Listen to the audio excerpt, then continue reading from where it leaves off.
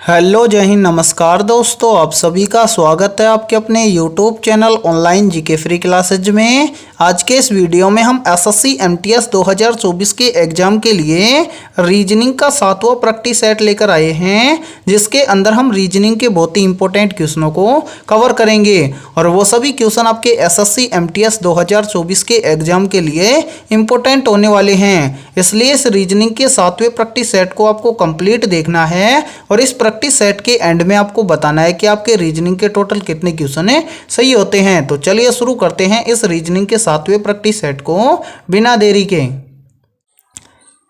पहला प्रश्न है आप सभी के सामने, दिए गए विकल्पों में से संबंधित संख्या को चुनिए। यानी कि यहाँ पर पहला प्रश्न आप सभी के सामने नंबर एनालॉजी से संबंधित प्रश्न दिया गया है और आपसे पूछा गया है कि जिस प्रकार से 83 का संबंध 24 के साथ में, तो 96 का संबंध किस संख्या के साथ में होगा। तो कैसे सोल्व करेंगे, तो वो देखिए इसके अंदर क्या लॉजिक अप्लाई किया गया है। तो यहाँ पर लॉजिक अप्लाई किया गया है क्या, तो यहाँ पर देखिए 83 से 24 कैसे बनेगा। तो यहाँ पर देखिए 83 मिलकर बना है 8 और 3 से।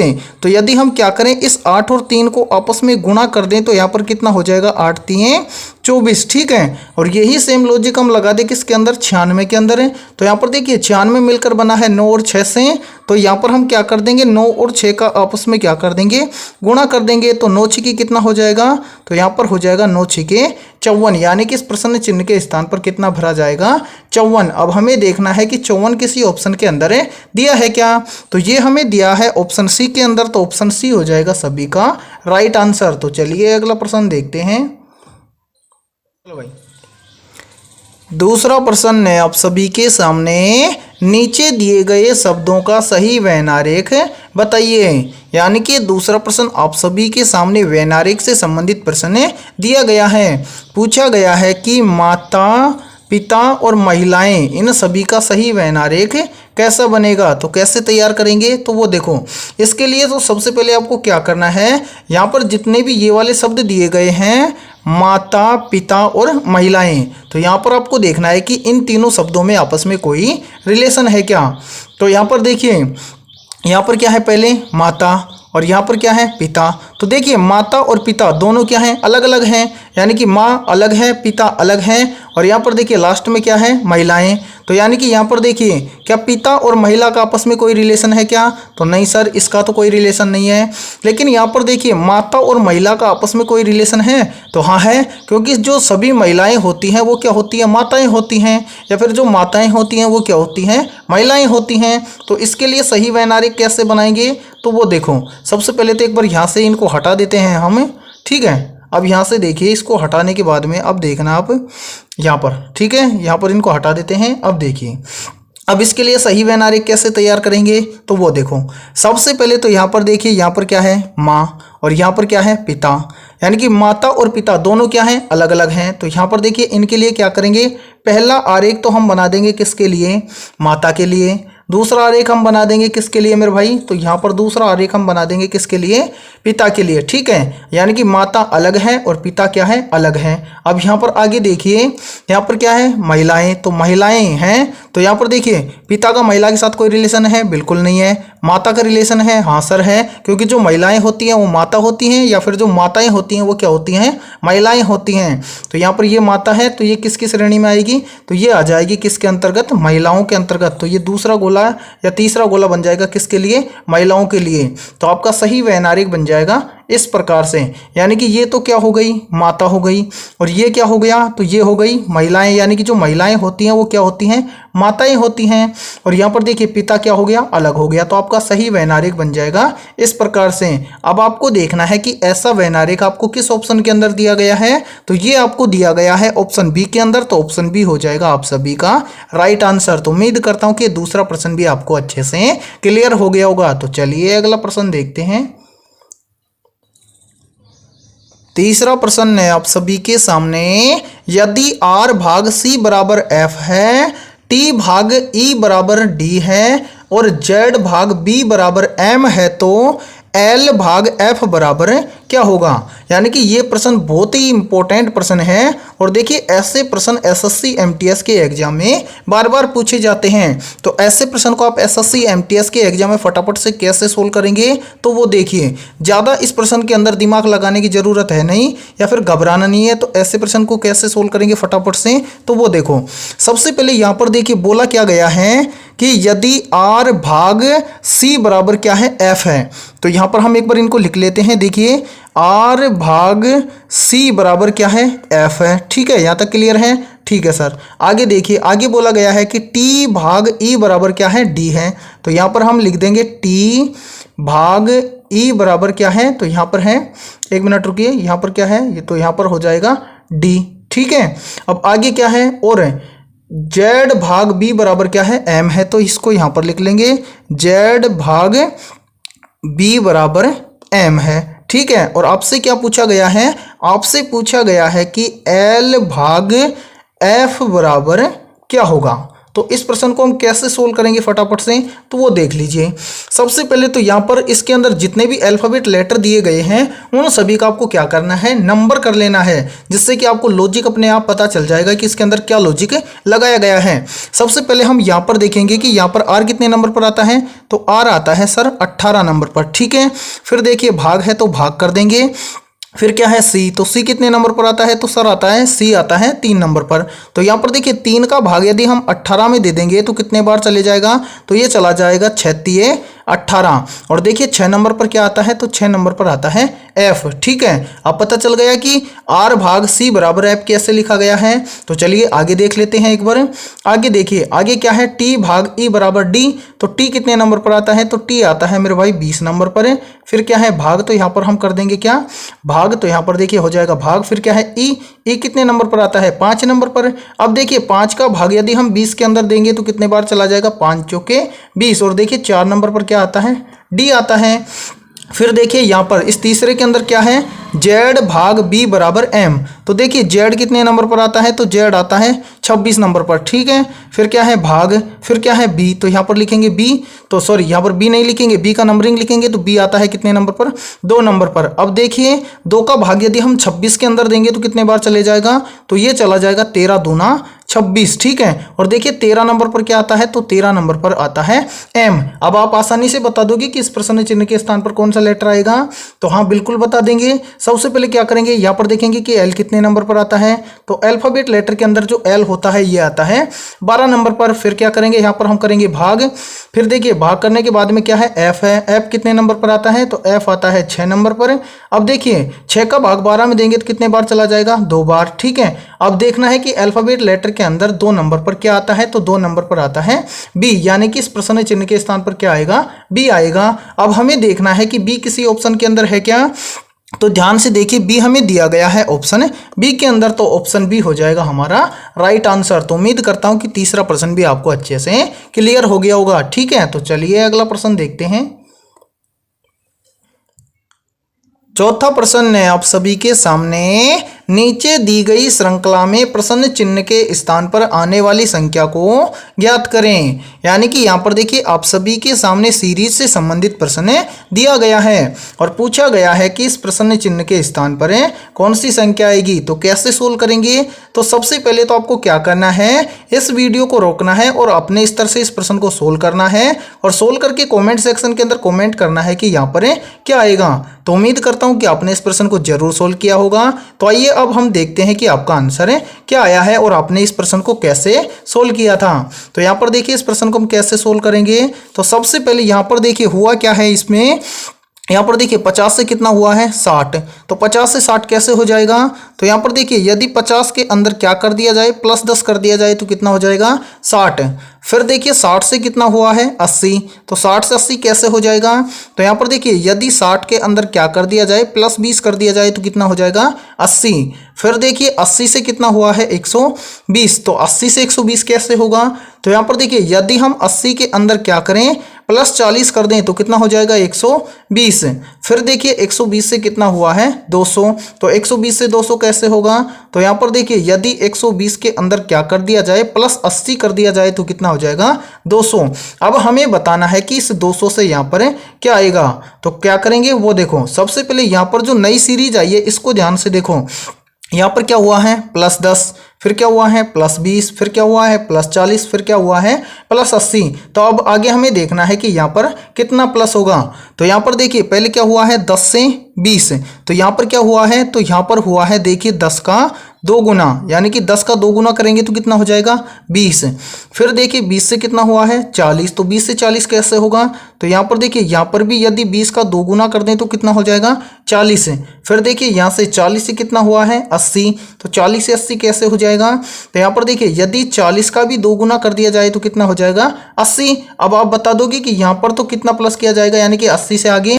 तो यहाँ पर देखिए जिस प्रकार से यहाँ पर 2 से गुना हुआ, यहाँ पर भी 2 से गुना हुआ, यहाँ पर भी 2 से गुना हुआ, तो यहाँ पर भी हम क्या कर देंगे 2 से गुणा कर देंगे। तो 80 का गुणा 2 से करेंगे तो यहाँ पर कितना हो जाएगा 80 दूनी 160। ठीक है, अब क्या करेंगे 200 के अंदर 160 को जोड़ देंगे, तो यहाँ पर हम कर देंगे क्या, यहाँ पर दिया गया है कितना 200, तो यहाँ पर देखिए 200 के अंदर क्या करेंगे 200 के अंदर कर देंगे प्लस 160। ठीक है, तो यहाँ पर जोड़ेंगे इसको, देखिए 0 और 0 को जोड़ेंगे तो कितना हो जाएगा 0। फिर देखिए 0 और 6 को जोड़ेंगे तो कितना हो जाएगा यहाँ पर 6, और यहाँ पर देखिए 2 और 1 को जोड़ेंगे तो कितना हो जाएगा 3, यानी कि 200 और 160 को जोड़ेंगे तो कितना हो जाएगा 360, यानी कि इस प्रश्न चिन्ह के स्थान पर भरा जाएगा 360। अब हमें देखना है कि 360 किसी ऑप्शन के अंदर दिया गया है क्या, तो ये हमें दिया गया है ऑप्शन डी के अंदर, तो ऑप्शन डी हो जाएगा हमारा राइट आंसर। तो उम्मीद करता हूँ कि ये चौथा प्रश्न भी आपको अच्छे से क्लियर हो गया होगा। और देखिए यदि ये वीडियो आपको पसंद आ रही है तो जल्दी से एक बार इस वीडियो को लाइक कर दो, और चैनल पर यदि आप पहली बार जुड़े हो तो चैनल को कर लो सब्सक्राइब और बेल आइकन को प्रेस करना, ताकि एसएससी एमटीएस 2024 के एग्जाम से संबंधित आने वाली नई वीडियो का नोटिफिकेशन भी आपको सबसे पहले देखने को मिले। तो चलिए अगला प्रश्न देखते हैं। 5वां प्रश्न है आप सभी के सामने, नीचे दिए गए विकल्पों में से संबंधित शब्द को चुनिए। यानी कि यहाँ पर हमें क्या करना है, जिस प्रकार से यहाँ पर हमें दिया गया है कि चावल का संबंध है किसके साथ में, कार्बोहाइड्रेट के साथ में, तो हमें बताना है कि दाल का संबंध किसके साथ में होगा। तो कैसे सोल्व करेंगे ऐसे प्रश्न को एग्जाम में, तो वो देखिए जब भी आपको ऐसा प्रश्न एग्जाम में देखने को मिले तो आपको क्या करना है, सबसे पहले तो यहाँ पर आपको देखना है कि यहाँ पर चावल और कार्बोहाइड्रेट के अंदर आपस में कोई रिलेशन है क्या। तो क्या रिलेशन है वो देखो सबसे पहले तो यहाँ पर देखिए चावल खाने से हमें क्या मिलता है, तो सर चावल खाने से हमें मिलता है कार्बोहाइड्रेट। ठीक है, तो हमें बताना है कि दाल खाने से हमें क्या मिलता है। तो यहाँ पर देखिए ऑप्शन ए में हमें दिया गया है कि दाल खाने से शक्ति मिलती है, नहीं।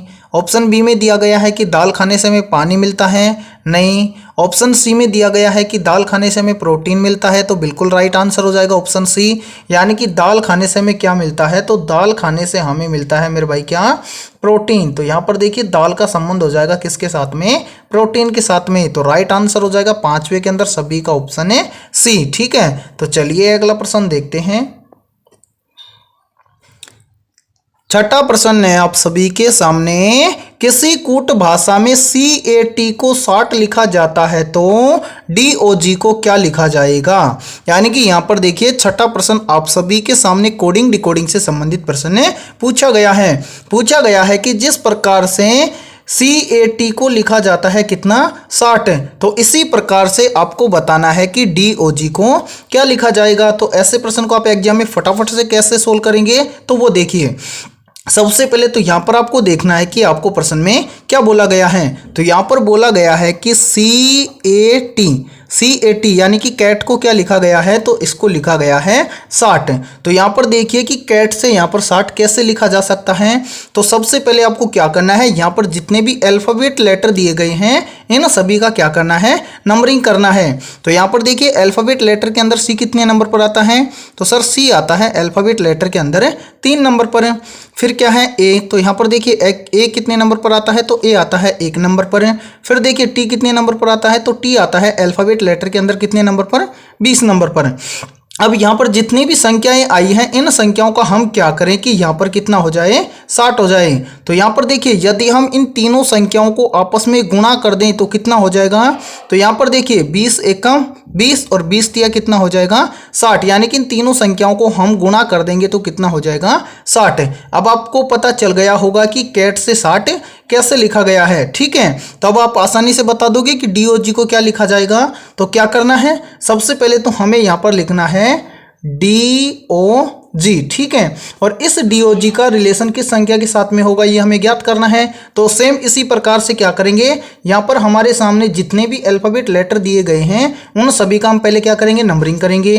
तो यहाँ पर देखिए D कितने नंबर पर आता है, तो D आता है अल्फाबेट लेटर के अंदर कितने नंबर पर है, 4 नंबर पर।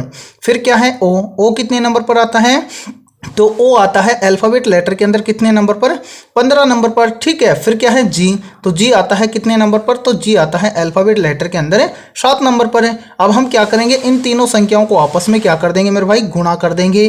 तो यहाँ पर देखिए 7 का गुणा 15 के साथ में करेंगे तो यहाँ पर कितना हो जाएगा, तो यहाँ पर हो जाएगा 15 7 105, ठीक है। और फिर देखिए 105 का गुणा हम 4 के साथ में कर देंगे तो यहाँ पर कितना हो जाएगा, तो 105 को गुणा करेंगे 4 के साथ में तो यहाँ पर हो जाएगा 420। तो यानी कि DOG का, यानी कि इन सभी को गुणा किया तो कितना आया 420, ठीक है। यानी कि DOG का कोड क्या हो जाएगा, तो यहाँ पर हो जाएगा 420, ठीक है। अब हमें देखना है कि 420 किसी ऑप्शन के अंदर है क्या। तो ये देखिए 420 हमें दिया गया है ऑप्शन बी के अंदर, तो ऑप्शन बी हो जाएगा हमारा राइट आंसर। तो उम्मीद करता हूँ कि छठा प्रश्न भी आपको अच्छे से क्लियर हो गया होगा। तो चलिए अगला प्रश्न देखते हैं। 7वां प्रश्न है आप सभी के सामने, एक रुमाल के एक कोने को काट देने पर रुमाल के कितने कोने बचेंगे बताइए। भाई यहाँ पर देखिए आप सभी के सामने एक प्रश्न दिया गया है और इस प्रश्न के अंदर आपको बोला गया है कि एक रुमाल के एक कोने को काट देंगे तो रुमाल के अंदर कुल कितने कोने बचेंगे। तो यहाँ पर देखिए 90% स्टूडेंट इस प्रश्न के अंदर राइट आंसर कर देंगे ऑप्शन ए, जो कि हो जाएगा आप सभी का गलत आंसर। अब कुछ स्टूडेंट कहेंगे कि सर क्यों बोला गया है कि एक रुमाल में एक कोने को काट दिया जाए तो कितने कोने बचेंगे। तो यहाँ पर देखिए ये एक रुमाल है और इसके एक कोने को यहाँ से मान लीजिए हमने काट दिया ये वाला कोना, तो अब 90% स्टूडेंट तो यही बोलेंगे कि सर इसके अंदर 3 कोने बच जाएंगे, 1 2 3। तो राइट आंसर ऑप्शन ए होगा या नहीं होगा, तो भाई बिल्कुल नहीं होगा, ये हो जाएगा आपका गलत आंसर। क्यों, क्योंकि एग्जाम में इसीलिए तो ऐसा प्रश्न नहीं दिया गया है कि आप आसानी से बता दोगे कि एक रुमाल में एक कोने को काट दिया जाएगा तो कितने कोने बच जाएंगे, 3 कोने बच जाएंगे। तो यहाँ पर देखिए ये एक रुमाल है और इस रुमाल में इस वाले कोने को हमने क्या कर दिया, काट दिया।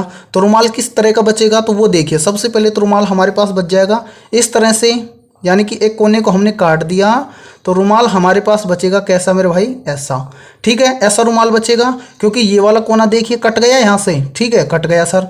अब देखिए इसके अंदर कितने कोने हैं, तो एक कोना ये हो जाएगा, दूसरा कोना ये हो जाएगा, तीसरा कोना ये हो जाएगा, चौथा कोना ये हो जाएगा और 5वां कोना ये हो जाएगा। यानी कि एक रुमाल के एक कोने को काट दिया जाए तो रुमाल में कुल कितने कोने बचेंगे, तो भाई उसमें बचेंगे 5 कोने, ठीक है। तो यहाँ पर आपका राइट आंसर हो जाएगा ऑप्शन है डी। यहाँ पर कोई भी ऑप्शन ए नहीं करेगा, नहीं तो ये आपका हो जाएगा गलत आंसर। यहाँ पर आपको क्या करना है, ऑप्शन डी को राइट करना है, ठीक है। तो यदि ये 7वां प्रश्न आपको अच्छे से क्लियर हो गया है तो जल्दी से एक बार इस वीडियो को लाइक कर दो और अभी तक आपने इस चैनल को सब्सक्राइब नहीं किया है तो चैनल को कर लो सब्सक्राइब और बेल आइकन को प्रेस करना, ताकि ऐसे ही इंपॉर्टेंट क्लास का नोटिफिकेशन आपको सबसे पहले फिर से देखने को मिले। तो चलिए अगला प्रश्न देखते हैं।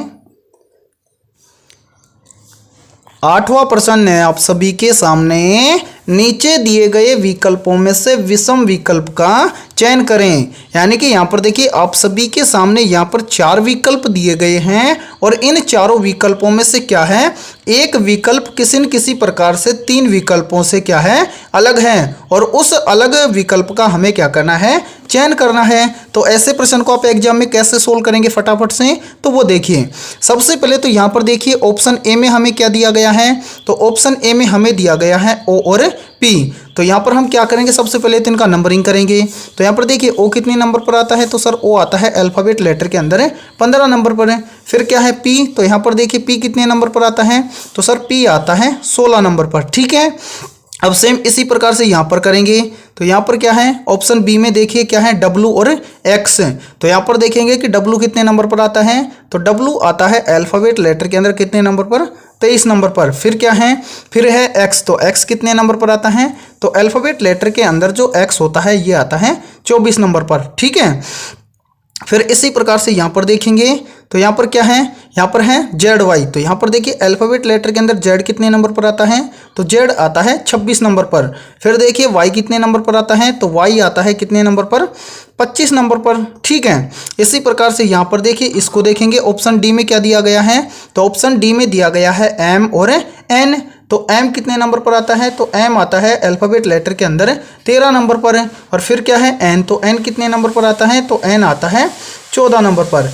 ठीक है, इतना कर लिया। अब क्या करेंगे, अब यहाँ पर देखिए, तो यहाँ पर देखिए ऑप्शन ए में क्या किया गया है, तो ऑप्शन ए में है O और P, तो O से क्या हुआ है P, यानी कि O से क्या हुआ है P, तो यानी कि क्या हुआ है 15 से 16, तो 15 से 16 यानी कि क्या हुआ है यहाँ पर +1। ठीक है, फिर देखेंगे ऑप्शन बी में, तो ऑप्शन बी में देखिए W से क्या हुआ है X, तो यहाँ पर देखिए क्या हुआ है 23 से 24, तो 23 से 24 होगा तो यहाँ पर भी क्या होगा +1। ठीक है, फिर देखिए ऑप्शन सी में, ऑप्शन सी में क्या हुआ है Z से Y, यानी कि 26 से क्या हुआ है 25, तो 26 से 25 कैसे होगा, तो 26 में से -1 कर देंगे तो कितना हो जाएगा 25।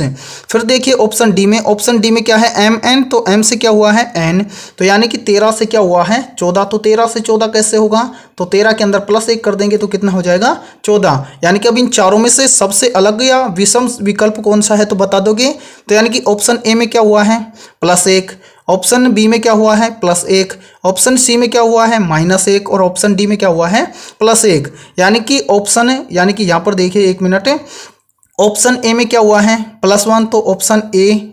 ठीक है, फिर ऑप्शन बी में क्या हुआ है +1, तो यहाँ पर देखिए बी, और ऑप्शन डी में भी क्या हुआ है +1, तो ऑप्शन डी हो जाएगा यहाँ पर। ठीक है, यानी कि तीन तो कैसे हैं एक जैसे, यानी कि इन तीनों में ऑप्शन ए, ऑप्शन बी और ऑप्शन डी में तो क्या हुआ है +1। ठीक है, लेकिन ऑप्शन सी में क्या हुआ है, ऑप्शन सी में हुआ है -1, यानी कि 3 विकल्पों में तो क्या हुआ है +1 और एक विकल्प में क्या हुआ है -1, तो इन चारों में से अलग क्या हो जाएगा, तो यहाँ पर हो जाएगा सबसे अलग ऑप्शन सी, तो यहाँ पर सी हो जाएगा राइट आंसर सभी का। तो उम्मीद करता हूँ कि 8वां प्रश्न भी आपको अच्छे से क्लियर हो गया होगा। तो चलिए अगला प्रश्न देखते हैं।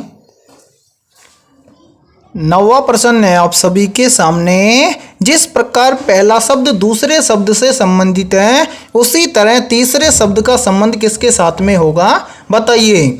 यानी कि यहाँ पर बोला गया है कि 10 का रिलेशन है 99 के साथ में, तो यहाँ पर आपको बताना है कि 9 का रिलेशन किसके साथ में होगा। तो कैसे फाइंड आउट करेंगे या फिर कैसे पता लगाएंगे, तो वो देखिए। सबसे पहले यहाँ पर देखिए 10 से 99 कैसे लिखा जा सकता है, तो यहाँ पर देखिए यदि हम 10 का गुणा कर दें किसके साथ में, 10 के साथ में, तो यहाँ पर कितना हो जाएगा 100। ठीक है, और इस 100 में से क्या करें, एक को घटा दे तो कितना हो जाएगा 99। ठीक है, अब सेम इसी प्रकार से हम देखेंगे किसके अंदर, 9 के अंदर है, तो यहाँ पर हम क्या करेंगे 9 का गुणा कर देंगे किसके साथ में, तो यहाँ पर 9 का गुणा कर देंगे मेरे भाई 10 के साथ में, तो कितना हो जाएगा, यहाँ पर हो जाएगा 90, और इस 90 में से एक को कम कर देंगे तो यहाँ पर कितना हो जाएगा 89। अब हमें देखना है कि 89 किसी ऑप्शन के अंदर है क्या, तो यहाँ पर देखिए किसी भी ऑप्शन के अंदर हमें 89 नहीं दिया गया है, यानी कि इस प्रकार से हम इस प्रश्न को सोल्व नहीं कर सकते। तो अब दूसरा तरीका क्या लगाएं कि हम इस प्रश्न को आसानी से सोल्व कर दें, तो वो देखिए। तो अब इस प्रश्न को हम कैसे सोल्व करेंगे, तो सबसे पहले यहाँ पर हम क्या करेंगे वो देखो, यहाँ पर देखेंगे कि 10 से यहाँ पर 99 कैसे लिखा गया है, तो यहाँ पर 10 से 99 कैसे आया है, तो यहाँ पर क्या किया गया है, यहाँ पर किया गया है 10 का स्क्वायर। 10 का स्क्वायर कितना होता है, तो सर 10 का स्क्वायर होता है 100, और इस 100 में से एक को घटा देंगे तो कितना हो जाएगा 99। ठीक है, जो कि यहाँ पर देखिए आप सभी के सामने दिया गया है। सेम इसी प्रकार से हम देखेंगे 9 से यहाँ पर क्या आएगा, तो क्या करेंगे सेम जिस प्रकार से 10 का स्क्वायर किया इसी प्रकार से यहाँ पर हम क्या कर देंगे 9 का स्क्वायर। 9 का स्क्वायर कितना होता है, तो 9 का स्क्वायर होता है 81, और 81 में से एक को घटा देंगे तो यहाँ पर 81 में से एक को घटाएंगे तो कितना आ जाएगा 80। अब हमें देखना है कि 80 किसी ऑप्शन के अंदर है क्या, तो ये हमें दिया गया है ऑप्शन बी के अंदर, तो ऑप्शन बी हो जाएगा करेक्ट आंसर, यानी कि इस प्रश्न चिन्ह के स्थान पर आएगा 80। तो उम्मीद करता हूं 9वां प्रश्न आपको अच्छे से क्लियर हो गया होगा। तो चलिए अगला प्रश्न देखते हैं। 10वां प्रश्न है आप सभी के सामने, नीचे दी गई श्रृंखला में प्रश्नवाचक चिन्ह के स्थान पर कौन सी संख्या आएगी बताइए। यानी कि यहाँ पर देखिए 10वां प्रश्न आप सभी के सामने सीरीज से संबंधित प्रश्न दिया गया है और आपसे पूछा गया है कि इस प्रश्न चिन्ह के स्थान पर कौन सी संख्या आएगी। तो जल्दी से बताइए इस कमेंट सेक्शन के अंदर कि इस प्रश्न चिन्ह के स्थान पर क्या आएगा। तो उम्मीद करता हूँ आपने इस प्रश्न को जरूर सोल्व करने की कोशिश की होगी। तो आइए देखते हैं कि आपका आंसर क्या आया है। तो यहाँ पर देखिए 90% स्टूडेंट इस प्रश्न को कैसे सोल्व करेंगे, तो वो देखिए वो इसको कैसे सोल्व करेंगे, वो इसको सोल्व करेंगे अंतर के आधार पर। कैसे, तो यहाँ पर देखिए जिस प्रकार से 1 से यहाँ पर 3 हुआ है तो 1 से 3 कैसे होगा। तो यहाँ पर देखिए यदि हम 1 के अंदर क्या करें +2 कर दें तो कितना हो जाएगा, तो यहाँ पर हो जाएगा 3। फिर देखिए 3 से कितना हुआ है 5, तो 3 से 5 कैसे होगा, तो देखिए 3 के अंदर +2 कर देंगे तो कितना हो जाएगा 5। फिर देखिए 5 से कितना हुआ है 7। ठीक है, तो 5 से 7 कैसे होगा, तो यहाँ पर देखिए यदि 5 के अंदर क्या कर दिया जाए +2 कर दिया जाए तो कितना हो जाएगा 7। अब 7 से आप बता दोगे यहाँ पर इसी प्रकार से कि क्या आएगा। तो यहाँ पर देखिए +2 +2 +2 तो आगे भी कितना हो जाएगा +2। तो यहाँ पर देखिए यदि 7 के अंदर हम क्या कर दें +2 कर दें तो कितना हो जाएगा 9। अब देखिए कि 9 किसी ऑप्शन के अंदर है क्या, तो यहाँ पर देखिए किसी भी ऑप्शन के अंदर 9 हमें नहीं दिया गया है। यानी कि इस लॉजिक के आधार पर हम इस प्रश्न को सोल्व नहीं कर सकते। तो अब दूसरा लॉजिक हम क्या लगाएं कि इस प्रश्न को हम फटाफट से सोल्व कर दें। तो वो देखिए सबसे पहले ध्यान से यहाँ पर देखिए, यहाँ पर आप सभी के सामने क्या क्या संख्या दी गई है। संख्या दी गई है 1, फिर दिया गया है 3, फिर दिया गया है 5, फिर दिया गया है 7। तो यहाँ पर देखिए 1, 3, 5, 7 ये सारी की सारी क्या हैं अभाज्य संख्याएं हैं। यानी कि इसका मतलब आगे भी क्या आएगा अभाज्य संख्या। तो यहाँ पर देखिए 1 अभाज्य संख्या है, 3 अभाज्य संख्या है, 5 भी अभाज्य संख्या है, 7 भी अभाज्य संख्या है। तो 7 के बाद में कौन सी अभाज्य संख्या आएगी, तो यहाँ पर देखिए 7 के बाद में कौन सी अभाज्य संख्या आती है, तो वो आती है 11। यानी कि इस प्रश्न चिन्ह के स्थान पर आएगा 11। अब हमें देखना है कि 11 किसी ऑप्शन के अंदर है क्या। तो ध्यान से देखिए ये हमें दिया गया है ऑप्शन बी के अंदर, तो ऑप्शन बी हो जाएगा सभी का राइट आंसर। तो उम्मीद करता हूँ कि ये प्रश्न भी आपको अच्छे से क्लियर हो गया होगा। तो आज के इस वीडियो में इतना ही। वीडियो पसंद आई है तो जल्दी से एक बार इस वीडियो को लाइक कर दो और चैनल पर यदि आप पहली बार जुड़े हो तो चैनल को कर लो सब्सक्राइब और बेल आइकन को प्रेस करना, ताकि एसएससी एमटीएस 2024 के एग्जाम से संबंधित आने वाली वीडियो का नोटिफिकेशन आपको सबसे पहले देखने को मिले। और आज के इस वीडियो में हमने रीजनिंग के 10 बहुत ही इंपॉर्टेंट क्वेश्चन करवाए हैं। तो इन 10 में से आपके कितने क्वेश्चन सही हुए हैं सभी को कमेंट सेक्शन के अंदर कमेंट करके बताना है। और जिस भी अभ्यर्थी के 10 में से 8+ % सही हुए हैं तो उनकी तैयारी बेहतर है। तो फिर मिलते हैं ऐसे ही इंपॉर्टेंट क्वेश्चनों के साथ सुबह 7:30 बजे।